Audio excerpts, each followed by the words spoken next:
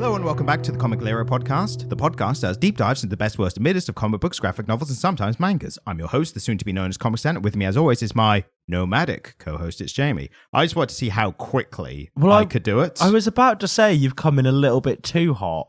So my thinking was, on the one hand, I like saying stuff really quickly, like as a voiceover thing. It's kind of like a tongue twister, mouth practice kind of thing. Pickled peppers, partridges, that kind of stuff. That kind of stuff, yeah. I used to do the, so it's not quite a tongue twister, but I used to do the, and our generation will know this exactly, the, welcome down to Wally's wacky, waving inflatable. I'm playing Two Men, you know, that one. I used to know it exactly, and I could do it over and over again. The other thing was, I like the idea of people starting the podcast and going, wait, am I on double speed? Yeah. What you needed to do was try and pitch yourself up a little bit to get there then. Does it not double speed Hello, without welcome to the Comic Lero podcast. Well, do you double speed podcasts at all?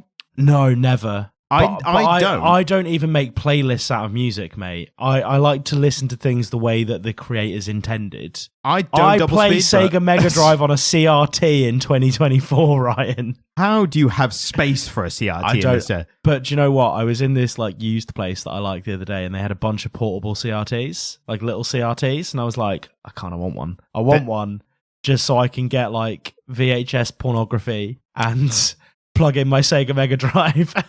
There's someone on a wrestling subreddit who will record wrestling pay-per-view, so big wrestling events, record them to VHS on a CRT 4:3 ratio. So it looks like the old Attitude Era. So cool. Yeah, like it's so nostalgic, but he does it for like not hours, but he does like a highlight that's like several minutes, like 10, 15 minutes. And I'll look at it for like a minute, go, that's cool. And I'm like, well, I'm done now. Like, I'm not even watching the full 15 minutes. Ryan. But it is very cool in the moment. Yeah, so I mean, again, I love old technology.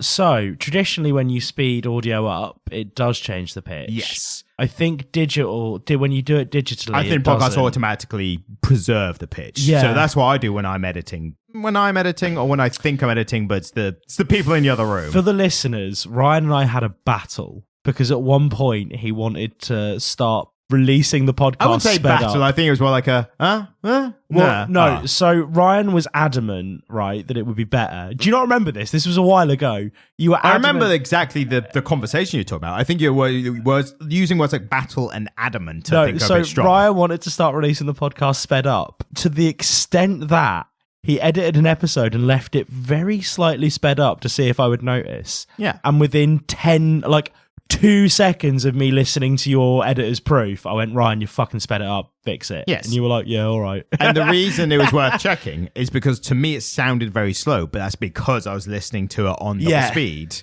while you were editing. Yeah. And the problem with that is there's a similar thing where there was an experiment where they look this up, it's on Google somewhere, but they basically put glasses on someone that turned the world upside down. Yeah. And that person's vision corrected while they were wearing the glasses. So and then when they took the glasses off, their natural vision was upside down. And the brain had to slowly bring it back to normal. It's a well-observed thing. Yeah, and it's the same thing, I think, with if you listen to a bunch of stuff on double speed, as soon as you then put it to normal speed, your brain goes, this is really slow, because you've got used to the double speed. Listeners of the podcast, can you tell us if you listen on double speed? Because you know that trick, that same cognitive, I used to use that with my Game Boy in the back of the car. Right. So my parents used to tell me off because my Game Boy was too loud. So I would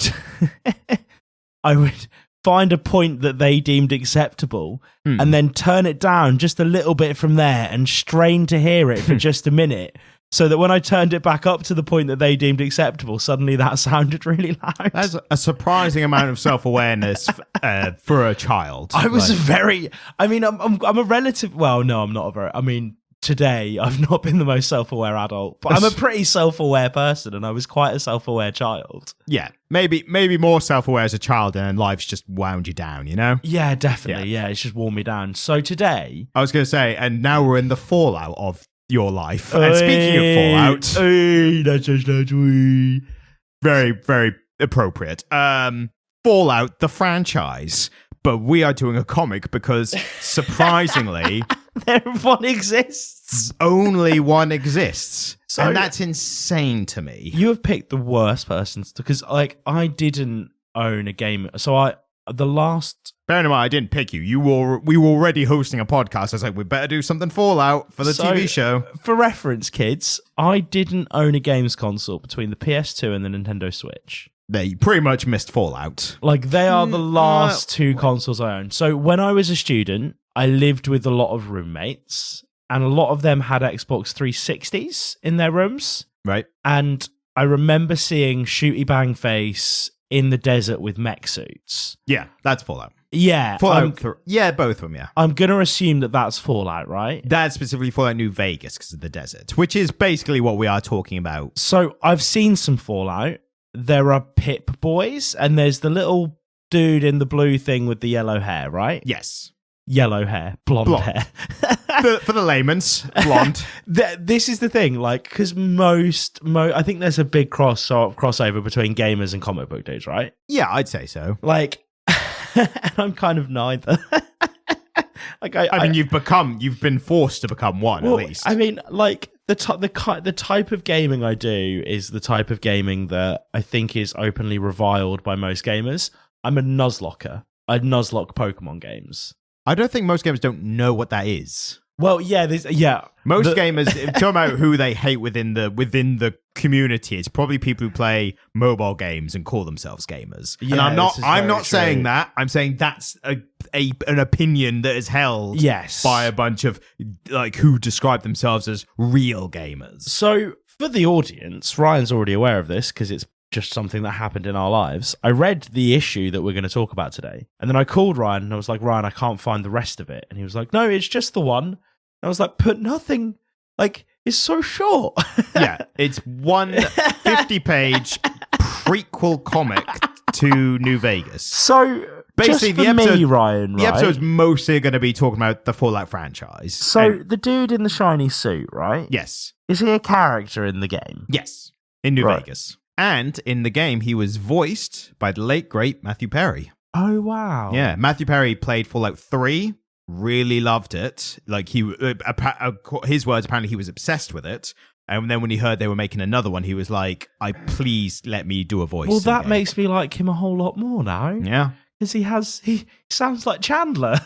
Yeah. And do you know, well, he sounds like Chandler, but he says a lot of like, now, can you get hip to that? Daddy-o, like that kind of 50s like talk. But that's the point of the character. Like, I mean, Matthew Perry would have been so good at that as well. He's a bit monotone in that, and that's coming from me. Like,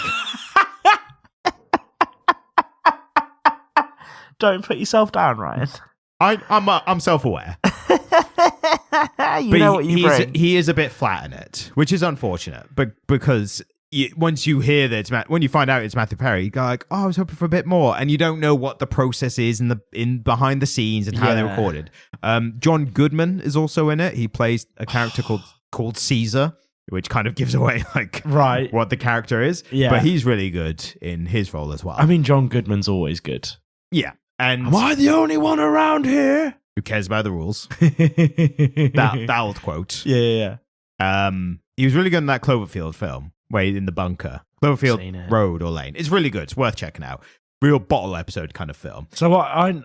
Is that the one that was made to look like it was made on a smartphone, or was it the one that was made on a smartphone? Are you thinking of the one where someone's filming? Yeah. Like, no, it's the second one. It's like a proper film, but all takes place in like a bunker, like a below bunker kind of thing. It's like end of the world. What? Yeah. That's only just registered. It's a good use of like, films that take place in one setting. No, I totally get it. I completely understand what you mean. I just like the idea that a standalone film. It's a bottle film. A standalone film could feel so claustrophobic that you're like, well, this one's a bottle episode. Well, the most claustrophobic one is probably that Ryan Reynolds film, Buried, where he's literally buried alive in a coffin. I haven't seen it, but I think I've seen a trailer, so I assume it all looked exactly like that. What was it, like 364 hours or something? 372. It's the James Franco film. Yeah, where everyone sees exactly what they want from James Franco, which is him just cutting little bits off himself. I mean, it's one big bit, and it was his arm. Scandal noted. Scandal, yes, definitely. But I mean, that the real guy did it to himself. I know, he was hardcore as fuck, wasn't he? That's Well, it so was- metal. Yeah, it was that or die. But I think if I was in that situation, I'd probably just die. Yeah, So- me too. I'd just be like, fuck it, I had a good run. Yeah, good on him. Well done. But yeah, Fallout. Yeah, right. Back to the gaming franchise, so which can I- has a comic. So, I think it's more fun if I give a rundown of the Fallout franchise knowing nothing about it, Sure. right? I mean, And then- is that possible? Like, Well, what this is it. So, with what little I've experienced of it, I think I've watched somebody play like 25 minutes of New Vegas. Right. So I should say we're going to do franchise first, because it's the Fallout episode, and then we'll talk about the comic at some point. So my understanding, post-apocalyptic nuclear wasteland future. Yep. Generations of people have been born and died in these bunkers, and now Vaults, it's yes. vaults. I mean, Yeah. bunker is fine. They use the word vault a lot. Like, it's 'Cause you have synonymous with the Fallout franchise. vault the boy, vault, right? Well, Yeah. that, and they're all called like Vault 99, Vault Yeah. 52. Like, So people have like so basically humanity's been preserved in these vaults, right? Yeah. And like children have been born and died, and so the people that are coming out of the vaults don't necessarily remember the world before the nuclear fallout, right? there's only one type of person, I hesitate to say person, in the Fallout world that remembers how it was back then. Are they like wraiths or something? No, they're, I think they're pretty sure they're called ghouls. Ghouls. And they are people who literally survived the initial blasts, but were irradiated to the point of becoming skinless monsters, essentially. Nice. But some of them retained their personality. It's fucking hot. So they would like talk, like lived through and would tell people after, like, this is how it used to be.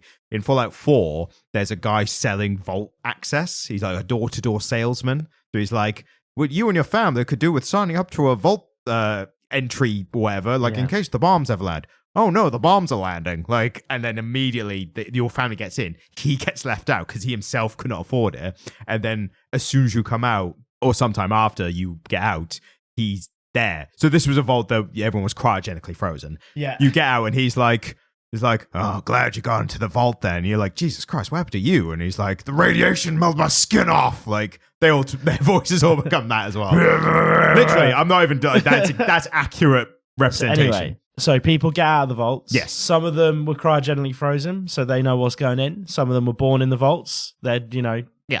And then they have to fight it out for supremacy in the factions that have established after the post-apocalypse. I mean, supremacy is a strong term. I think just fighting to survive is probably a more accurate term if you're not the main character, Plot armor. Yeah. Big, strong plot armor. And then I imagine there's some kind of like game mechanics where you have to like avoid being irradiated. Yeah, there's radiation. That's called that era of games. Like, that was all like in Dark Souls, it was like poison swamps. It's like, you stand in the swamp, you're going to get poisoned. Obviously, Fallout was you're getting irradiated. And are they open world, like sandbox? So I think they all are. The first two, I don't know what it's called, but it's like it's like bird's eye view. You're still one character, but it's like bird's eye view, and you click like where they go. And it's that kind of map. It's that kind of open world where it's only illuminated the area immediately around you. Yeah. And as you move, the illuminated area moves with you. So that's how you explore and see other places. Obviously, then Fallout 3 was completely revolutionized. That was then proper 3D first-person open world. So what were the earliest? Did the earliest Fallout games have different mechanics? Similar. I mean, I don't know specifically mechanics. I haven't played, but they're pretty similar games in terms of like the characters and the monsters. What consoles were they on? Like PC. I don't think they were on like normal consoles. Right. They were like early PC games. Games for weird people. Well, that was when gaming was like a very niche. Like, it was that time. Yeah. When Fallout 3 came out, I remember that was growing up for me. That was one of the first times I was like, 3? When were the other two? Like, some game series realized, like some game series like Final Fantasy, you were just like, that's just numbered before my time. Like, I don't care. But the fact that Fallout 3 came out and everyone's like, oh my god, Fallout 3, and I was like, how have I never heard about? When did Fallout 1 and 2 come out? And then you realized. Yeah, exactly. Looking into it a little more, you go, oh, right. That similar thing happened with me like Witcher 3, but at least then I was just like, and same thing will happen right now with the Baldur's Gate 3. Those games, they were on the consoles, they existed, but they were just so underknown because they were like all right games, but good for people's niches and specific interests. Well, I mean, this is the thing. Like, in between Baldur's Gate 2 and Baldur's Gate 3, D&D became huge. But also That's the Baldur's thing. Gate 3 just in itself, and I haven't played it, but everyone says it's amazing compared to the previous ones. Right. So it's more that those games like Witcher 3 and Fallout 3 and Baldur's Gate 3, for some reason all the third games, but they're so well received that people are like, oh my god, have you heard of this franchise of games? And then they go back and play the old ones. But it takes one really good one to kind of break through to get people into it. Yeah, exactly. To have people raving about it, telling their friends about it, that kind of thing. So my assumptions about the Fallout series are largely correct. Yeah. Oh yeah, you've hit the broad strokes. I thought this was going to be funnier. I thought I was going to be completely off the mark, and you were like, no, Jamie, it's a sim. It's the Sims, but radioactive. Well, and you have to collect nuggets. I can give you little bits of I can give you little nuggets of information about it. Nice. I mean, in the first, so in Fallout 3, I've only played Fallout 3, New Vegas, and 4. Right. Fallout 3, you literally start from birth. So it's one of the few games where you play the entire life of your character. You're born, and that's like the control tutorial so that's thing. the one I've seen. So you're a baby in the vault, aren't you? Yeah. And Liam Neeson's your dad. Yes, I've seen that one. Yes, yeah. I've seen somebody play that one. I really liked Fallout 3. As soon as you get out of the vault, so you live your life in the vault, and then once you get out, you go to the first town that's like within walking distance, and the game does a good job of being like, hey, you're out in this open world, who knows where to go, and you see something in the distance, looks like somewhere to start your adventure, and it was a town called Megaton because it had an unexploded nuclear bomb in the center of it, and they just built a town around it, and some people worshipped it and stuff. And as soon as you get in, you can tell they're trying to do the moral questions kind of thing of the game, because as soon as you get there, someone's like, yeah, there's an unexploded bomb in the middle of the thing. Ain't hurting nobody, so, we just leave it there. And then some guy's like, psst, hey kid, I'll give you money if you blow up the town. And everyone's like, oh great, now I have to blow up the town, I have to save, blow up the town, see what that looks like, and then go back and do the proper story. Yeah, absolutely. Like, not blow up the town. Yes. And that is one comparison with, it's a good example of the difference between Fallout 3 and Fallout New Vegas. Right. So Fallout New Vegas is made in the same engine, and everything is like, it's a separate game, but it feels like an add-on, but it's a completely separate game and setting and story.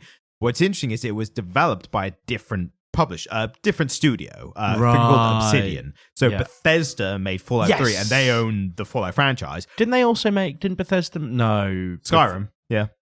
Skyrim and the Elder Scrolls. They do. Did they as also well. make it's the puzzle game. You're gonna have to narrow down a lot more. The Cake is a Lie. Portal, yes. Yeah. No, that's it's the same people who made Half-Life. It's Gabe Newell, I know that guy's name. Yeah. They made Steam. I can't remember the company's name. God damn, I'm gonna have to look it up. Because I played the shit out of Portal 2. Portal 2 is amazing. So one of the best games of all time. So it came out when I was at uni, and they had that co-op mode. And so one of my friends was like super into Portal, and so we sat and like played Valve. So we sat and played through the Sorry co-op for anyone mode who's had headphones in, just went Valve. So yeah, I played a lot of that, and then just recently I bought Skyrim for the Switch. Yep, Skyrim is one of the most recommended games I've not played. And you've not played it? No, never. I assumed that we would have some. So one of the first things you can do, like one of the first like missions you can go on, is just to become a werewolf. Yeah, and so I've just been like for a good chunk of that playthrough, I was just super wolfy. I was gonna do like a really traditional like sword and board build, and just like an axe and a sword and a shield, and it was like, nah, you can just be a werewolf, homie. I think I would pick that. I should play Skyrim at some point. I literally have no time right now to do it. I imagine you have about 1 million consoles to play it on, though, don't you? I mean, I've only got a PlayStation 5, but I'm almost certain, without even checking, that I could download it. Do you not have a PS4 anymore? No, I gave it to my dad. Because he doesn't play, and he's only just retiring now, so I was like, he used to play Doom and stuff a lot, so I was like, here's my PlayStation 4, here's Doom that I got for it for like fucking £3 from CX, like, go nuts. Here's the next one that I got for £4. Like it's ready for you when you go. So yeah, and he's like not a gamer, but he used to game. He used to own like a PlayStation 1, maybe PlayStation 2, but he's a very loose gamer. But I gave him the PlayStation 4 because I had the PlayStation 5. So I will pack rat this stuff.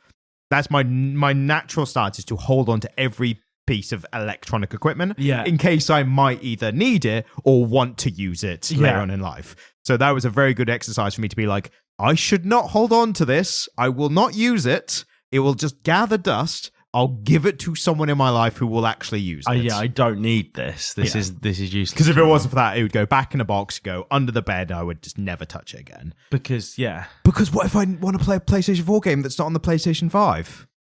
Most of them are, though. So have they already put the full catalog on there? Pretty not much? the full catalog. Not the full catalog. Xbox is fully reverse compatible, which is but I played.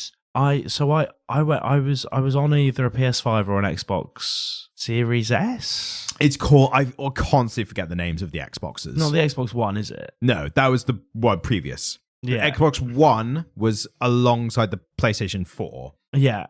So it was. I literally have to use PlayStations to remember the Xbox because stages. they're terrible. So I was either on a PS5 or the most recent Xbox Series X. Yeah. Yeah. And I was streaming a PS2 game, and it was like the jankiest experience. Yeah, I was literally looking at the PlayStation 5 marketplace the other day just to see what deals were stuff, and they had the Toy Story 2 PlayStation 1 game, and I was so tempted to play it because I was like, I loved that game when I was a kid. I'd never played it. So I was playing Ratchet Gladiator. Right. Which is a third-person shooter. Like, it's Ratchet and Clank, but a bit more shooty bang face. And I was playing that, and I remember that game playing so beautifully, and it played horribly. And I was like, either I just have rose-tinted, like I have nostalgia vision for this game, or there's something wrong with the way this is streaming, because this is horrific. Yeah. And I hate every second of It's this. just, it's better in your head the way you remember it. Totally. And then seeing it now compared to everything we're used to, then it's like, oh, it's shit by today's comparison. Like, fair enough, because that's how it's meant to be.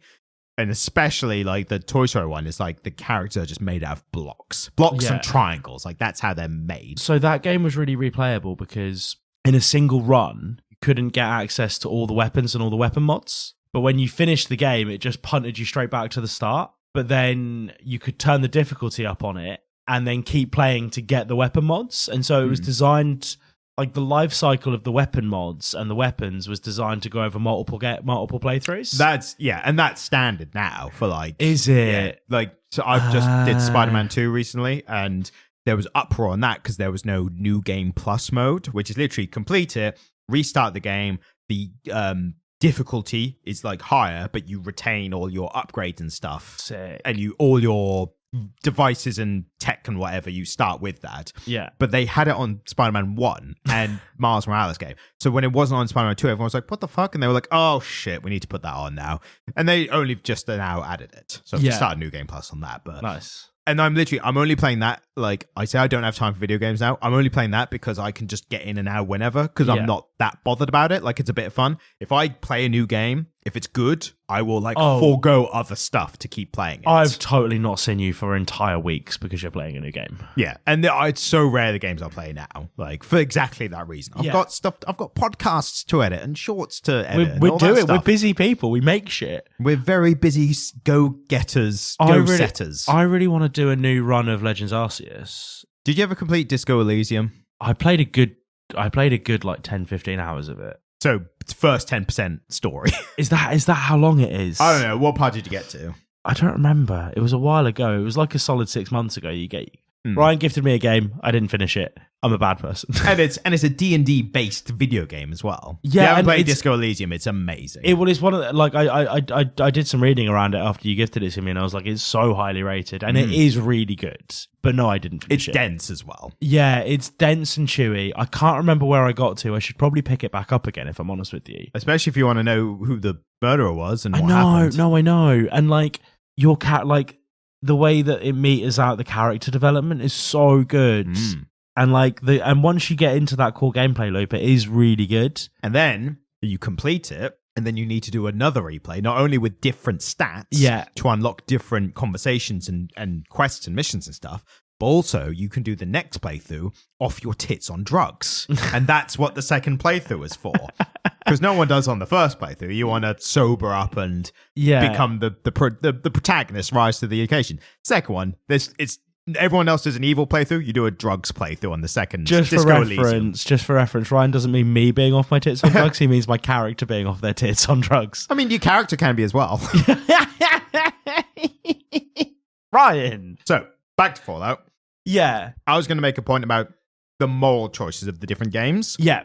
So, the comic we're doing, and we will get into it, I don't think anyone's on the edge of their seat. Like, when are they going to get to All Roads, the one Fallout comic book adaptation? We it's will. Not very good. If you're the one person. It's not very good. I think we've got a little back and forth it's to have. fine. Well, yeah, that's what I mean.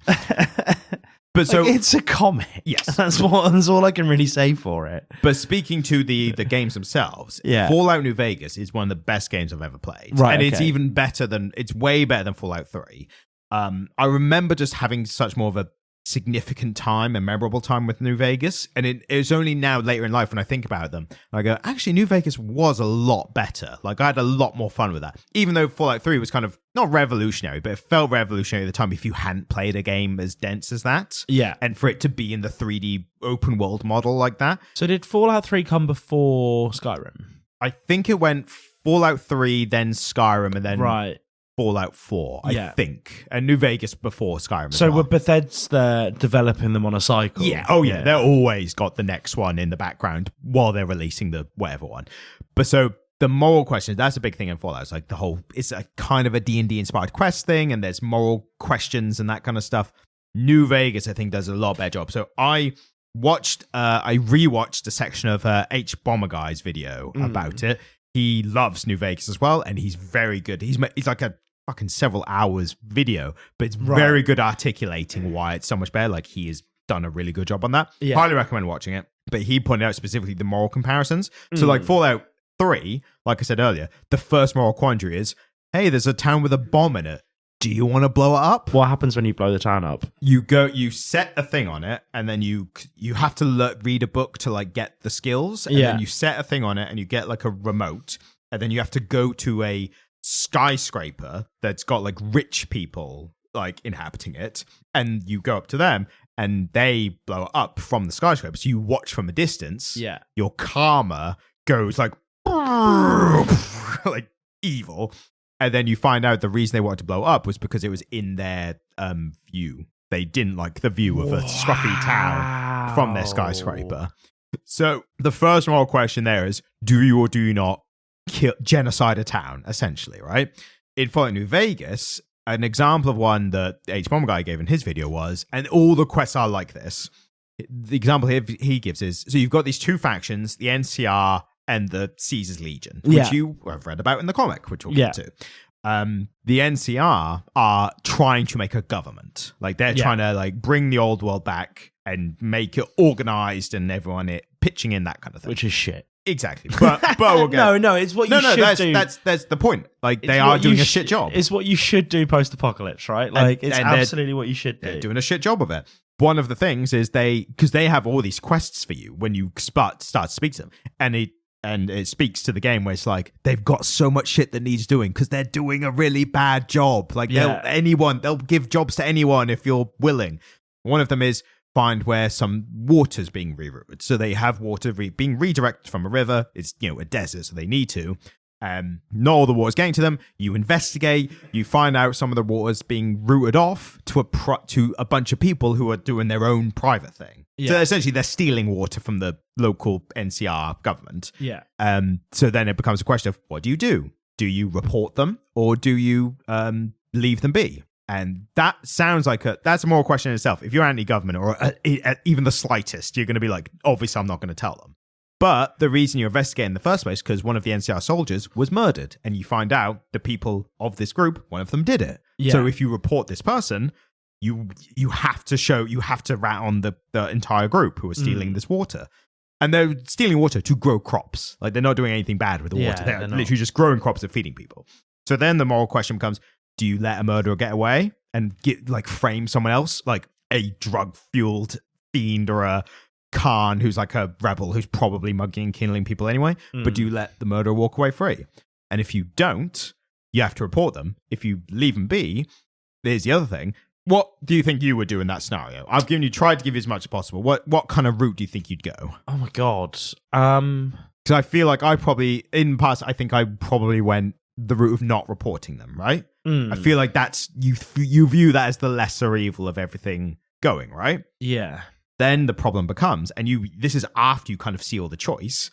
After you seal the choice, you then find out, oh, there's a bunch of farmers who work for the NCR who are just normal people trying to get by and trying to stay within the lanes of this and they're society. not getting enough water for their crops. They're getting fired because they can't meet the demand because they ain't got the water, and they're being sent back. So now you're displacing other people because you wouldn't report these people who are breaking the rules. I suppose the point is that it gives you these moral choices and it makes you think that one of them is better than the other, but really they're all bad. Yeah, I don't think because you're in a post-apocalypse. None of them are good choices. I don't think it even bothers trying to make one appear better than the other. It literally just gives you two bad choices, but for different reasons. It goes, you got to pick one, or just don't play. Like it's one. And that's life, isn't it? Yeah, exactly. That's ultimately life. Like you're just picking from a bunch of shitty choices that you can make. Exactly, and that's why, again, the H-Bomber guy puts it best, but that's why New Vegas is so much better than Fallout 3. It's so interesting.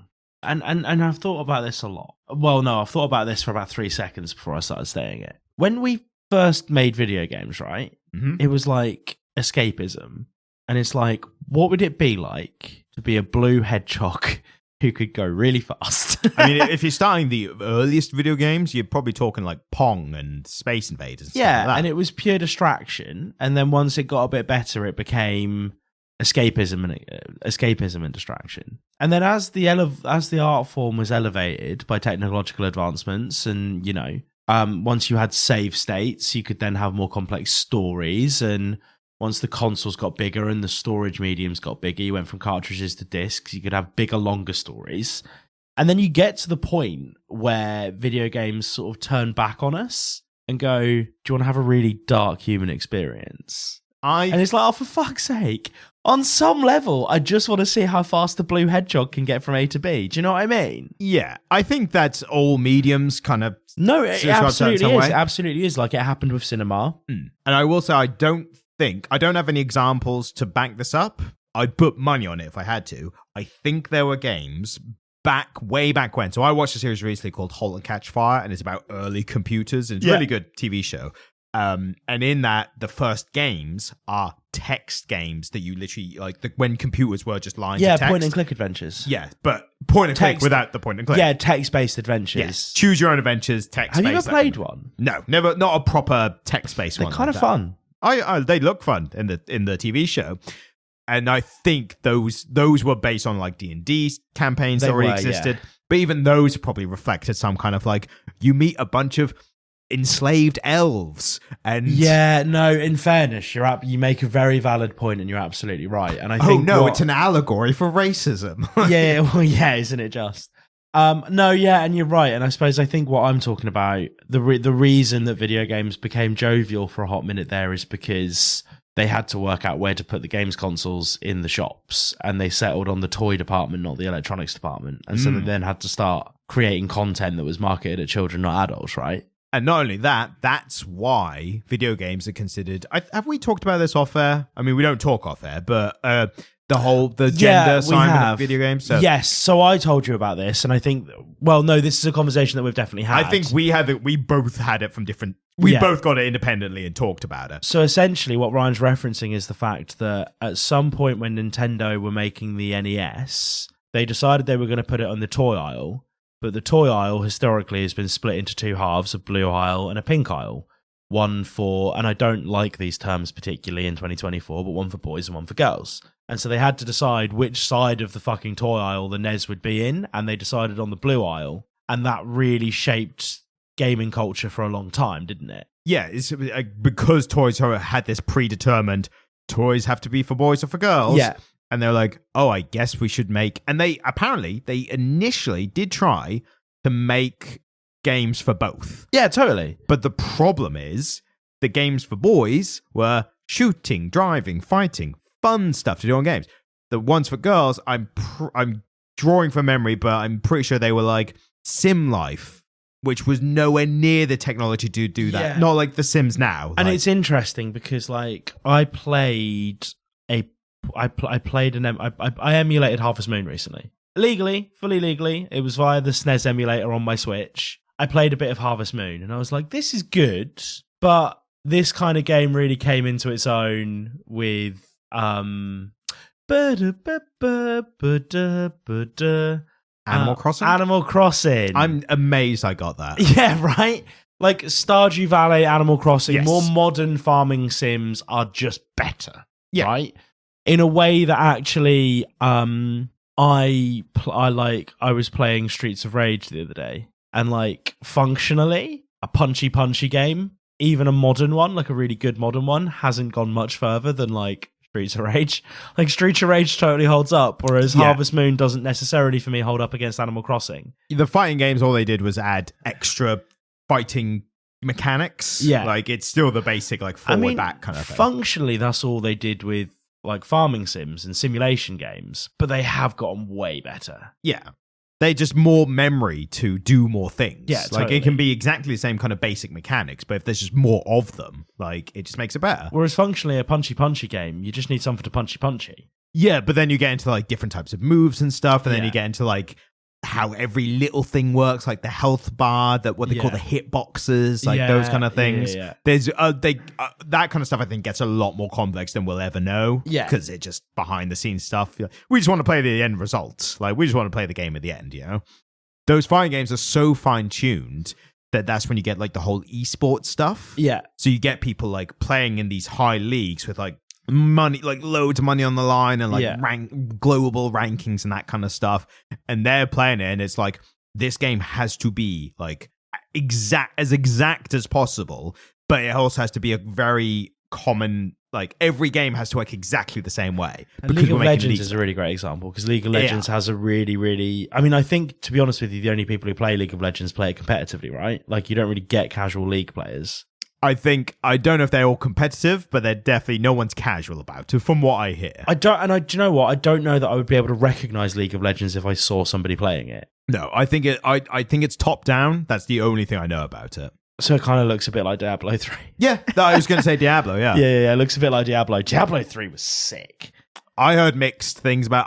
I haven't played I Diablo. played a bunch of it at house, so you're gonna have to bleep out the name. Right. When it Extra came word out. for me, thanks. Yeah, no worries, bro. Should I just start listing off names of people we went to school with, just so you have to bleep them out? Well, I just cut out the entire part. But what if I pepper it in when I'm making a really good point? Then So the point like, gets cut out. Like I'll make a salient point about the NES, and then I'll be like, If you're wondering why there was a big pause just then, it's because I just cut out everything Jamie just said. no, I will not be censored. My voice must be heard. You're arguing. You're like a normal person arguing with God right now, because like in the final cut, Because in this all instance, the power. In this instance, the men in white coats who edit the podcast for us, Yes. are God. Exactly. And oh my god, I see the restraints coming.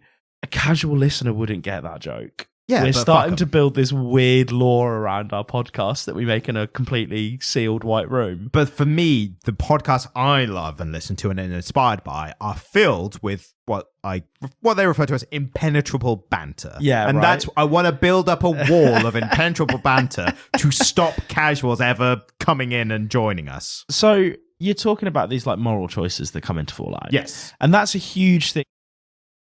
Is that something that Fallout, this series, sort of introduced into video games, or is it something that they popularized that wasn't super popular before? It must go back to the text to choices games as well. But no, because like I think it got very popular around this time. so The they noise. would have had different choices, right? And there's different paths you could take. But I don't know that there was necessarily this focus on the morality of it. And like, because wasn't Fallout like, you know, in Fallout it would be like your moral choices would affect the way that certain characters would react to you. Yeah, certain factions, definitely. And certain factions wouldn't deal with you if your moral meter went really low and stuff like that, right? Yeah, exactly. And this moral element had a really like important mechanical, functional purpose within the game. It affected your how you played the game. Yeah. And Fallout the series, and I assume Elder Scrolls must have done this as well. So let's say the Bethesda games generally, they did it quite well compared to how others did it. Because how others did it is they'd be like, there's moral choices in the game, and the choices you make affect the how you play it, and the different endings. And then, for the most part, most of them turn out to be, well, there's good, evil, maybe a neutral ending. Yeah. Those are the only endings, and however you play it, there's the options are you can be good or evil. And that's the problem. Binary choices is boring. So I think the problem is, and again, I think this is the thing that really changed in video games. And it's about cost of development and content and length of games. It's also over-promising stuff as well to try and make it appealing and sell more. So the video games that I grew up with in the 90s, they were full of little Easter eggs and things that they didn't necessarily care if you found, but they programmed them in anyway. And hidden areas and bits that they didn't want you to find. And it feels like with modern games, because it's such a gargantuan task developing these games. Like they're huge products. There's vast amounts of money being invested into them, that they want you to see everything, right? Maybe. They like there isn't a millisecond of content they don't want you to see, because the story. I mean, for a while in gaming, the story modes got shorter and shorter, right? Particularly with online gaming becoming so important. The meta game would be more important and the story suffered, blah, blah, blah, blah, blah. I mean, I know this obviously isn't the case for Fallout. I think an important point to make, just quickly, is I think you're correct when it comes to the mainstream games and specifically like AAA games. Yeah. So you're right on that. It's a AAA game, right? Yeah, it definitely is now. Like Fallout 4 absolutely was. But Fallout 3 in New Vegas, I suppose. It was close to that, but it wasn't quite. Like Fallout 3 when it came out, no one was expecting it to be as good or as popular as it was. Yeah. And that was their first time making a console release, right? So Fallout 3 landed on PC and console. I don't know Bethesda. Time. So Bethesda, I think, had made a previous Elder Scrolls before that I think was on console. Yeah. So they had made console games, but this was the first Fallout. But Bethesda had made a couple at least before then. But again, like people didn't know of those series that well until the big ones came out. So like Fallout 3 for Fallout and Skyrim for Elder Scrolls. Those are the ones that everyone went, oh my God, have you heard of this game series? And then they became ingrained in the culture of gaming, mainstream gaming especially. I think something that interests me specifically about Fallout is that, and we've talked about this on the podcast, which is that so we've talked about this in relation to superheroes, as it relates to superheroes as opposed to video games, but I think it's really relevant, is that like there's certain elements of superhero lore which change over time to represent the things that we're currently concerned about. Yeah. And so in early iterations of Peter Parker, like Spider-Man's origin story, he was bit by a radioactive spider. And then as we stopped being quite as concerned about nuclear stuff and, the Cold War ended, we were less concerned about nuclear things. And we were more concerned about genetically modified things, which was a huge concern in the 90s. Yep. He moved from being bitten by a radioactive spider to a genetically modified spider. Yeah. And the most prevalent sort of post-apocalyptic concept that our generation had was zombies. And I think it's really interesting that the most popular post-apocalyptic video game isn't a zombie game, but a nuclear game. Because nuclear just isn't super zeitgeist. It wasn't particularly zeitgeisty in the time that Fallout came out. No, but doesn't it feel like it overtook from zombies like Cold War kind of era? Like the zombie thing I think was maybe like from George A. Romero, Night of the Living Dead. Like, and we didn't like. We grew up in a really zombie time, like Left 4 Dead, but it was Shaun of the Dead. It was an overdone trope by then, I think. Well, our generation fucking loved zombies. True. Our generation fucking loved zombies, and we weren't super into nuclear stuff. And but the zombie post-apocalypse kind of thing only really came back with The Walking Dead in the North. Yeah, so around this time. I suppose the big thing that our generation was super interested in was like Z-Day. Yeah. It's like the day the zombies came as opposed to like the actual ensuing post-apocalypse. Yeah. I think the thing you got to keep in mind is when it comes to the zombie stuff versus like nuclear fallout, like nuclear fallout has never been like an interesting thing to discuss. Zombies are because you can do like if you make a setting zombies, you're killing zombies, you're running away from zombies, you're trying to survive. Like, it's violence and it's action and it's gore and it's everything.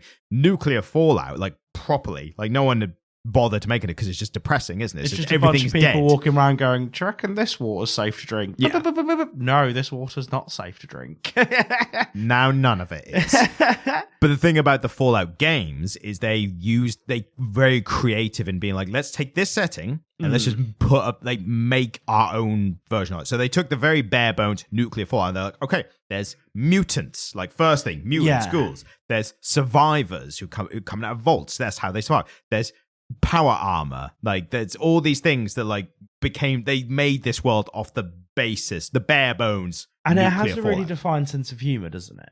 Yeah, in places, yeah. One of the best lines I ever remember was from Fallout New Vegas. There's a guy who's working in a solar power plant or something. Right. And they're like, he's talking about how he got hired.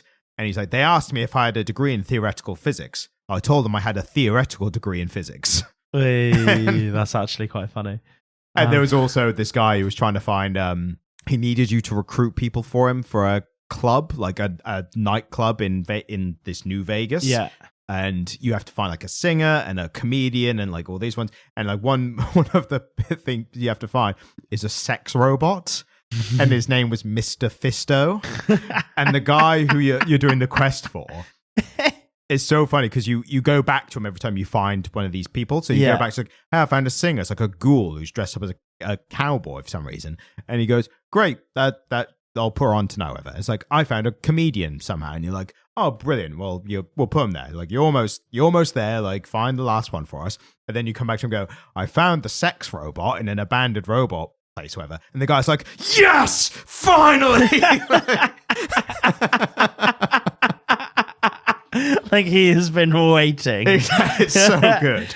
And I think depending on how you play it, you could be like, oh, but it doesn't work though, or something like you can like steal it for yourself or something. You can steal the sex and he robot. Goes, no, no, we're so close. When you played it, did you give him the sex robot? I think I did. You can also test the sex robot as well. Did you test the sex robot? I think I did. Did you make a separate save state that was a special save file for you to just get pounded? I should have, because I think the knowing joke would have been like, you died from the robot. But one of the jokes is like the robot literally sounds like initiating sexual sequence, like that kind of thing. And I think when it literally like it fades to black for a second, like your vision does, and then you come back and it says I vaguely remember this. It says something like, do not worry, the feeling in your leg shall return soon. Jesus Christ. Exactly. So little bits like that were quite funny. So obviously this comic book didn't make a whole lick of sense to me. Yep. And again, I like to see what the view is. This comic was made for people who were buying it to read it, to combine it with the game. So as far as I was aware, from what I could glean, shiny suited Chandler Bing was playing the Khans and another faction off against each other, right? Not really. He just hired the Khans for a job. Right. So he'd hired the Khans for a job, and then that blonde dude was dying, and he gave him some Persian rugs, right? Some drugs. I think he gave him drugs, but I think the point was they were laced. So because I think he gave the lace drugs to that singer in the beginning as well. Yeah. By the way, we are talking about the 50 pages spoiler. We're just getting into it. Yeah. There's 0 points separating this. By the way, just to clarify, for anyone who's wondering, it's called All Roads, Fallout All Roads. And what's so unique about this is it's the only comic in the Fallout franchise, which is insane to me because it's a single issue. It's 50 pages long. Yeah, and it's a prologue, right? Yes, prologue to the. It's just such a weird way for them to have released this. Well, it's not that they released this. It's that they only released this. That's bewildering to me. Because, as we know, right, and little secret, peek behind the curtain for anyone who's interested, my thinking was, when setting up this podcast, I thought, we have a bit of a cheat code here, because we can talk about anything that's popular in the week, if it's a franchise, because most of these things have comic book tie-ins. Yeah. So we'll just get whatever the tie-in is. Wow, Ryan, that's so cynical. I can't believe you've done this. I thought we were talking about the Barbie comic that one time because you had a deep and abiding interest in Barbie. To be fair, that did turn out to be quite interesting. That was a bloody interesting episode. But also, we managed to piggyback off the SEO of Barbie. Well, of course we did. But I didn't realise that was what we were doing, Ryan. I thought the other day when we talked about the Justice League versus Godzilla versus King Kong, which was also really good. We were doing it in earnest. It was really good, though. I can't get through it with a straight face. That could have been in earnest. We both really enjoyed it. It was fantastic. I thought we were doing it sincerely, Ryan. I didn't realise that this is why we were doing this. We are sincerely reading and giving our thoughts on the texts.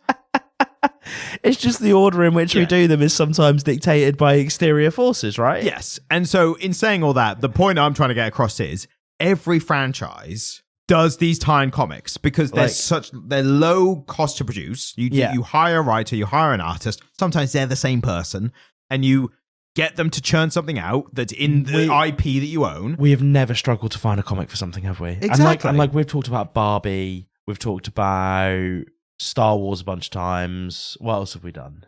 I mean, Star Wars was a very obvious one because those comics are actually known for being and they're quite good in themselves. Like they're good, yeah. Let me go through the list just to give a idea. We've done Turtles, but they started in comics, so that kind of makes sense. Dune had a comic, but it was still really good. Rick and Morty tie-in, cash cow, just complete cash cow of a comic. Hang on, Doctor Who had a really good comic. Well, medium. I enjoyed it. I thought it was good. I'd read more about it. Yeah, no, because that was the one with the story dudes, wasn't it? Yes. Yeah. The guys who are us. Yeah. No, I remember that episode. But the main point being, if you own a franchise and you own intellectual property... Make a comic, we'll talk about it. No, just make a comic and you just make money. Like, I'm sorry to go like the cold capitalist route. I'm not for this. Like, I generally prefer... Bethesda, you're leaving money on the table by not making comics. I genuinely prefer content and fiction that has been made because someone was passionate about the story. Totally. And that is the best kind. So but sometimes and that's what I you just need a Barbie comic. But how will you... they are leaving money on the table. People will... Fallout especially, right? The Fallout franchise has so much bollocks, paraphernalia.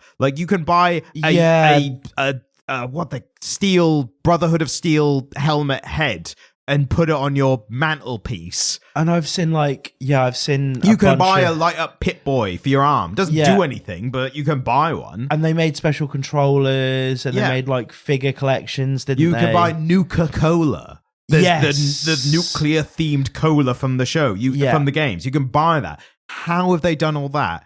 And they haven't bothered just churning out some comics. Yeah, and I'm saying, if they churned out comics and they were poor quality, I'd be criticizing them on that. Yeah. I'd be calling them out saying, you're just cashing in, making a quick buck, and just, churning out bollocks. But now you're judging them for not having cashed in, which is much funny weirder that they're not. Because they're not holding to any principles.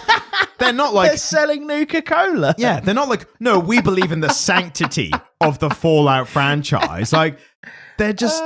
It's like they've got executives who just haven't heard of the comic medium. And they've already done it once. Yes, that's even weirder. Why if there was none, that'd be more acceptable. Why not just the same writer and artist just go, do you want to make some more? It's hard to imagine they could not have lost money on it, right? They paid an artist, they paid a writer, made a pennies probably. Maybe. And that sucks in itself. That's a whole nother issue. Yeah, that's a whole other conversation for a different day. 50 pages, churned it out, tying with the game release, great. How have they not just... Surely they must have made some money to be let's do this again. There must be, because obviously we're reading this comic that's 50 pages long, and if I'm going to be honest with you, Ryan, not particularly good. I thought it was just fine, which is that's the most. Yeah, which is not particularly good. Do you know what I mean? It was fine. It was perfectly tolerable. There were some characters, some stuff happened. Somebody died in the desert. Yeah, I liked some of the art. I liked some of the art. Some of the faces were quite janky. Some of the faces were janky, but when he was talking about the past and everything went red, and you've just got shiny suited man silhouetted against that red background. I like that. Yeah, I like that too. I really like that too. Good contrasting colours. And then some of the composition on the panels where he's in the desert are quite good. Yeah. Like compositionally speaking, some of the art is quite good. Obviously, the story was really lacking for me, but I think that's because I didn't have the context of it being a fucking prologue to a game that I've not played, right? Yeah. But yeah, the fact that they've already churned one out, like, why not just do some more? Like, there's, you know, they could have built that into a whole epilogue. Yeah, they could have done way more with this, and the way that the Avatar comic that you were talking about, where the stuff we were reading was happening concurrently with the action in the TV show, but it's like little snapshots of things that could have been in the TV show that we didn't see. Yeah. And then there's like a whole ass sequel to one of the TV shows that they made as a comic book. I mean, they keep the story going. Like, there's a lot of comics. Yeah. When I was recommending it to you, I was just talking about the first one. Yeah. They released a bunch of comics that take place between two of the television shows. Yeah, totally.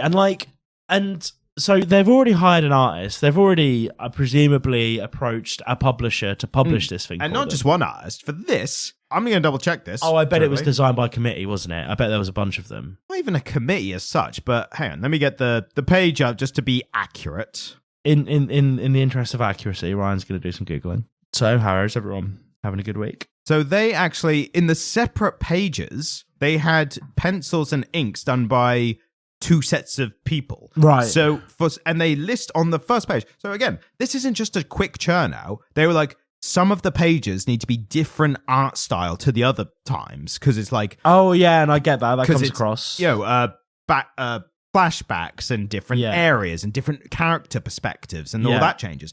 So, script by Chris Avellone, who did exactly what was asked, I think. Just a quick prelogue story. He knew the assignment, yes.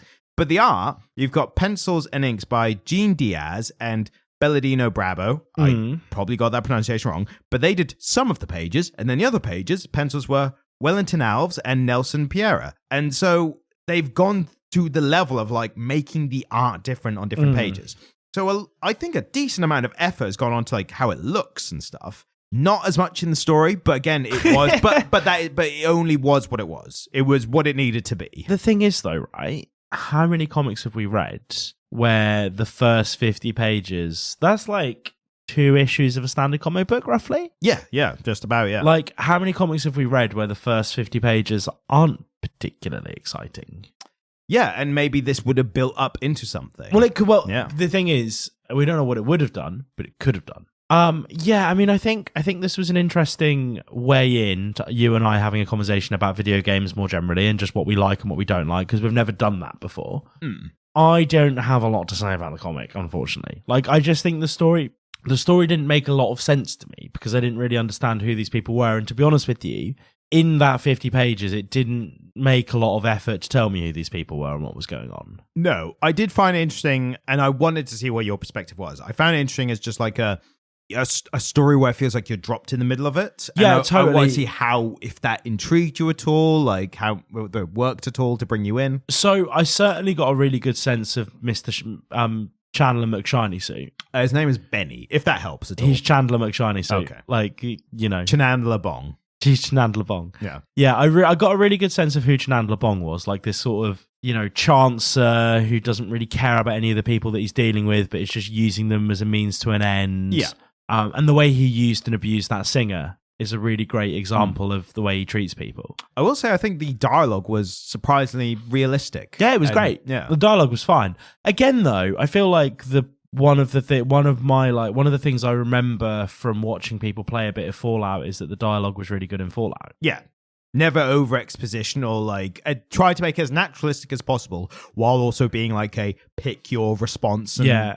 Whereas the dialogue in Skyrim is a little bit more like, Huck, go there. Yeah. Stop in the name of whatever. Yeah, like the guards in the towns when you kick off and stuff. Like it's all a bit much, isn't it? Bloody hell, there's a dragon. it's probably a line from Bloody hell, Governor. I nearly dropped my tea. Bloody hell, Harry, it's a dragon. Sorry, Rupert. He's fine. Rupert listens. Yeah. Yeah, absolutely. From his ice cream van. He owns an ice cream van, but he's one of the few adults who owns an ice cream van for non-weird or financial reasons. Yeah, he just when he got his first like big boy money from Harry Potter, he was like, I'm buying an ice cream van and a hovercraft. He's a nutter. I love him. So what's interesting about the story is I did like that they put a lot into this kind of character story that ultimately didn't matter in the end. Right. So again, for the spoilers, blah, blah, blah, this character Chance is a mute character who's got PTSD from something that happened before. The event they're referencing, which was called, what was it, the Bitter Springs Massacre. Yeah. Right. So again, a little window into like the larger story in the specifically New Vegas, Fallout New Vegas only. But that group I told you about before, the NCR, basically accidentally massacred a whole bunch of people, and they're still trying to be like the government. So, a lot to say politically about that kind of stuff. Apparently what it was, because I had to look up just to kind of give myself a refresher. So the Khans are like a group of like pirate mercenary kind of, they're not quite as bad as like the Fiends that are like drugged up, violent psychopaths, but they are like robbing people and killing a few people as well. There was this area called Bitter Springs, and the NCR intelligence they had was, this is the stronghold where all the bad people are hiding out, and they're doing their evil deeds here, and they've killed a couple of ours, like on the traveling nearby, so we're going to take them out kind of thing. And only once they were in the process of taking them out, they're going, intel was a little bit off. They are the great Khans, and they are here, and there's a bunch of bad people there. Also, their wives and families and children, and they kill all the women and well, children. that's why it's called the Bitter Springs Massacre. So a little bit like a little window into like the larger complex history and lore within this New Vegas video game, which I thought was good. And again, the character mute from the PTSD, which makes sense. Yeah. And then just goes on a killing spree once he starts fighting some of the fiends. I mean, PTSD does weird things to people. I do like the Prince Andrew not sweat. Yes. I'm so sorry. I did hear a joke the other day, which was some joke about Prince Andrew, and the punchline is like, that's right, no sweat. Yeah. I watched Scoop recently. It was pretty good. Scoop? Yeah, it was a drama. You sound like I should know that. Yeah, so it was a straight to Netflix film. It was a dramatization of the process by which the person who managed to get him to do that Newsnight interview managed to get him to do it. I heard about that. Yeah, is that any good? So, I mean, I said like, you sound like I should know that. I've heard of the concept. I just didn't know it was called Scoop. So Gillian Anderson plays the woman from Newsnight, right? And then the tall lad with the massive dong from Sex Education. I know what you mean, yeah. He plays a paparazzi who took the initial photo of Prince Andrew and Jeffrey Epstein. And then fucking Billy... What's her face? Billy Doctor Who. Yeah, Billy Piper plays the protagonist. Right. So all the performances are really good. Yeah, I might check out. So all the performances are good. I like that kind of dramatization of real life events thing that Netflix is obsessed with churning out. That sounds really interesting. I might check out. I'm on the kind of on and off thing with my streaming where I'll do one per month. I'll rotate, like, yeah. bring so which Netflix one have you back got at the into moment? the Disney Plus right now. Disney Plus right now. I mean, so you're just watching Hamilton constantly? No, I'm watching. I recommended them last week. Bad Batch and X-Men '97. Yeah. I'm also rewatching New Girl because it's really good. So the other thing I'm watching quite a lot of at the moment is an Australian reality TV show called The Block. Yeah, I've heard of it. Dude, it's so good. It's so fucking good, you know? So what happens is they get a fucking apartment in a block and they have to renovate it. I'm going to stop doing this really bad accent now. It's better than most people's. Right? Australia Well, accent. you know. You've been watching the show. So exactly. I've been watching a lot of The Block. So they have to renovate it, but they also have to live in it. And they have like weekly challenges. So you have to like do a bathroom in 48 hours or whatever. And normally they'll do their first challenge is a bedroom. So they've got a bedroom to sleep in. But then they have to renovate this whole place while living in it. And they have budgets and they have to like deal with genuine real world considerations like tools downtimes because of noise laws. And like, you know, they have a foreman who goes around and is like, this isn't up to spec. We're actually selling this property when you get off the show. This needs to be right kind of thing. But Australian reality TV just has a different flavor to British and American stuff. Like, I can't. The only way I can describe it is like just go watch an episode of The Block because it's really compelling and really good, and that's on Amazon Prime. So when you next get Prime, yes, and when I next have a gap in my schedule, it will be like 50th on the list I already have. Yeah, but it'll get there eventually. I always put stuff at the bottom of the list. Nothing jumps up unless it's comic book related because I kind of have to for this. Well, yeah. The other thing I watched recently that I really enjoyed was Tori Tomlinson. Stand-up comedian, American. Oh, yep. I've heard of it, yeah. Like, fucking hilarious. Like, really, like, made me giggle in my stomach funny. And that's the other thing that I watched. Especially when you're by yourself. That's how you know when something's really good. Dude, really funny. I was watching it on a train to Great Yarmouth. That's the best. Which, for anyone that doesn't live in Norfolk, the train from Great Yarmouth to Norwich is not an auspicious journey. It's pretty depressing. But I giggled for at least a third of it because I was watching the stand-up special, and it was very good. We should probably touch back on the comic for a little bit before the end of the episode. I mean, do I have to? I was just going to make little remarks. You actually have notes. Like, you have things that you want to talk about. The least notes for anything we've done. Do you know what? Normally, I'm used to you scrolling up and down through your notes, but I can see it's not even one full page of your phone screen. Not so much scrolling. Little bits I liked. One was I liked the Khan's recognizing that Benny must have almost certainly used to be a tribe or tribal as they describe, because he's outpacing them. He's walking faster than them in the desert at his hottest peak while in a suit. Yeah. So a little bits like that I appreciate. It feels like the writer could have written a very interesting story if they were actually given the permission to. I mean, what's there is good. It's just there's not much of it. Yes. And then some specific details in the drawings in the big fights. There was one part where the character Chance puts a knife through one of the Fiend's mouth. Yeah. And you see it going in through the mouth and out through the cheek. Which is what would happen. And pulling the skin and stuff in between. So little bits like that. I was like, these are really talented artists, so I think we're being slightly wasted on not doing more gory action scenes because they're really good at them.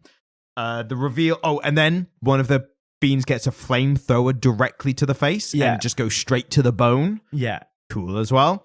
And then right at the end, the reveal with the singer that was mentioned before, kind of wedged in a little bit of like there's a subplot here, and this there the wasn't. I mean, there wasn't enough plot for there to be a subplot. Exactly. Do you know what I mean? Yes, 100%. But yeah, so overall, it was interesting. It's the ancillary information about it being the only Fallout comic ever is more interesting to me than the comic itself. I think I knew coming into this that the most interesting conversation was going to be about video games, video game culture, Fallout, kind of you know the almost singular and uniqueness of thought that went into the Fallout games. Yes, because they are special and people really highly regard them, don't they? Also, at one point, there's a giant robot that you're doing like a siege with, but it's been programmed to be anti-communist.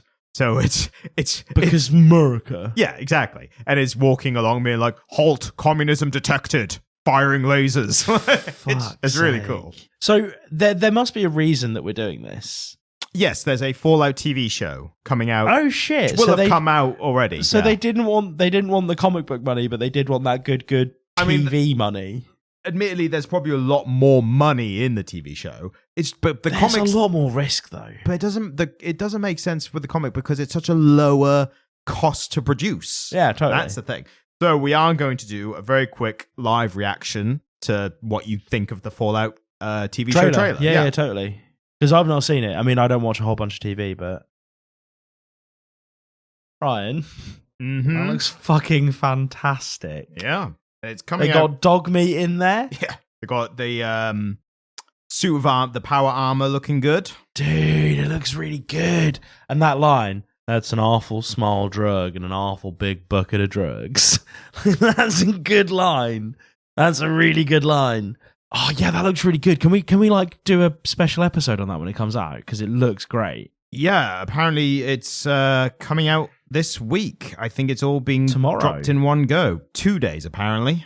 So where's it being dropped? Prime. Amazon Prime. We'll have to get Prime for a month, but yeah, we can watch it. Yeah, this is it. Yeah, it looks good. Yeah.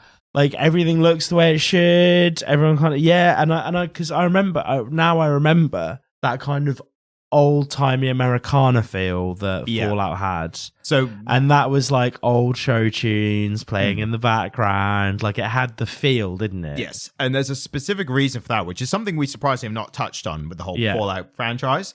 The reason it feels like that is the timeline of events basically means in the 50s, they accelerated technological advancements because of nuclear power. Yeah. So they were all, there was like no nuclear fallouts like Hiroshima or Chernobyl. Yeah, Chernobyl or anything like that. So they went full fucking steam forward. Nuclear power became really technologically advanced very quickly, but because of how fast that advancement was going, the cultural things of the 50s slowed down. It stayed like that for quite a few decades afterwards, and then all the bombs dropped. So then so that's why it's kind of captured in that time. The other thing that I thought worth mentioning is Fallout 4 sucked. Fallout 4 was the one I bought a PlayStation 4 to play on. Oh, I thought everyone liked it. I think it was controversial. The problem was, as you were playing it, so the two major issues I had, and there's a bunch. Wasn't Fallout 4 the one that was like purely MMO? No, that was Fallout 76 or Vault Which 76. No something one like liked. that. No, everyone hated that. But in Fallout 4, and it was because it was built off the back of Fallout 4. In Fallout 4, they had this whole base building bollocks. Yeah, which I was I was like, fine, I don't care or want anything to do with this, but fine if it's in the game, I just won't use it. And then you had to maintain these bases in these areas and stuff, and that involved this character called Preston Garvey, who would always have a mission for you, and then you had to go to him, fast travel, but you still had to go to him to get the mission. And he goes, it became a meme, but it was something like, "Thank God you're here. Another colony needs your help." It was just that every constantly. time. And the missions were literally just go to a place, kill some people, without even like a unique cutscene or anything. Yeah. So it was all filler in that regard. And the main story literally became, so you know this whole thing with factions. Fallout 3 had all its factions. Fallout New Vegas had NCR, Legion, and a special independent one in the middle, which was actually really fun and really interesting, where you didn't see coming at the beginning. Had all this. Fallout 4 is literally, here's the 4 factions. Whoever you do missions for will win out, will beat the others. And it literally it's meant to be philosophical, because like one of the factions is like robots, and they're kind of fighting for like robot, not supremacy, but just like rights. Yeah, rights and stuff. I think it leads into supremacy as well. It's all like cyborgs and that kind of thing. But it's literally I was playing and I got to a point where it's like, if I'm at missions where if I do this mission, then this team will hate me. And if I do this mission, this team will hate me. So I know I'm at the point where I have to pick which side to faction. win. Yeah. Which is boring. That's so fucking boring. In New Vegas, you work for one side, the other side starts to hate you, but there's a grey area that takes place across like a bunch of missions where you're working for both, and you can fuck one over even worse because they don't know you're working for. So it gets to a point in missions where it's like, either you have to assassinate the leader of one, or you stop the assassination. So you have to, it gets to like a precipice there, but you can be having played one side the whole time and then gets to that point and go, actually, it's like, we need you to prevent the assassination. You go, yeah, of course. And it's like, actually, I'm going to kill him myself. And then like that build up and that reaction afterwards is very natural. Like, because they've written a pivotal moment that requires one side or the other, right? In Fallout 4, it's literally, so which team do you want to win? And it's like, shut up. Like, I was so disappointed by Fallout 4. I just needed to get that off my chest. No, that's fair. I mean, this has been an interesting episode. I think we should do this again. Yeah. Where we actually just use the podcast as an opportunity to have a conversation about a broader topic. I've had fun. Yes. I've had fun. I hope you've had fun. Most of the time, there will be a tie-in comic for us to sneak that in. Yeah, this is it. And we know for Fallout, there's at least one. Well, yeah. I mean, if there's a second season of this show, we're fucked. Yes. There's no others. There's no other comics. We'll have to commission we'll have to write one. Yeah, we'll have to commission one. So thank you so much for listening. Today the podcast was therapy for Jamie. I needed it. Yep. So this has been wonderful. Next week, another thing. Yeah, next week, something else. Something else. There's nothing in the books. If you want to see more of us, we have a YouTube channel where Ryan masterfully edits small clips from the podcast into shorts. Thank you. That's Comic Literate Podcast. It's just Comic Literate, I think. Just Comic Literate Podcast on YouTube. You'll find us. Some of them do really well. Some of them are really good. They're all pretty good, but some of them are really good. The last one was particularly fun. If you want to email us, comicliteratePodcast@gmail.com. And then if you want to leave us rude and mean comments, do that literally anywhere. And if it's really rude and really mean, I will fucking read it out. Or if it's 5 stars. Yeah. Yeah. Have we had any really particularly mean ones the past week? None that I've noticed. Mostly, we had one person who was asking when we're going to do a part 2 or volume 2 of the League of Extraordinary Gentlemen, which is, I'm pretty sure volume 2 is as well, an Alan Moore comic. So maybe, but probably never. Because to be honest with you, when we've done a part 2 in the past, we've not enjoyed the process. Yeah, but the story's it's a very different story, this one. I think we'll get more out of it than the part 2 Scott Pilgrim. So, you know when people do these things where it's like, day whatever of me asking for this, if this guy comments every week for the next 6 months on every short, week whatever of me asking them to do a part 2 of League of Extraordinary Gentlemen, we will do it. But every comment has to be, as the Bernie meme is, I'm once again asking where volume 2 of League of Extraordinary Gentlemen is. This is it. Yeah, that's what you have to do, this guy. So whoever that guy is, we will do it, but we just need to we just need some dedication from you, my G. But we will make that happen for you. And this all comes from Jamie, because I was fully prepared to do it just off one half-assed YouTube comment. No. I want. That was all the pressure I needed. I want dedication for this guy, and then when we're prepping to make the episode, I'm going to reach out to him and be like, I want a recorded message from you for the episode. I want you to be in it. This is quite a lot of a call to action. This is a lot. Yeah, dude. I'm so glad that somebody likes something that we've made enough that they want more of it. Yeah, but I want some dedication from that guy. See, I'm a lot easier when it comes to suggesting episodes. I'm like, you've taken the time just to write a forward comment. I'm mum, your dad. Yeah, that's the thing. I'll do it for it immediately. So yeah, for that guy, you know what's happened. There's a call to adventure. There's a call to action there for you. I reckon one more comment, and that would be enough. That would be enough to push us over the edge. Yeah, literally.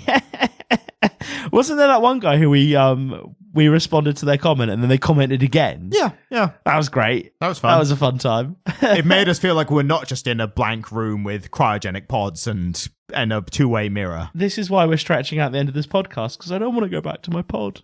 It's like temporary death. No, sleep. What a line to end on. It's like temporary death. Goodbye. Thank you. Goodbye.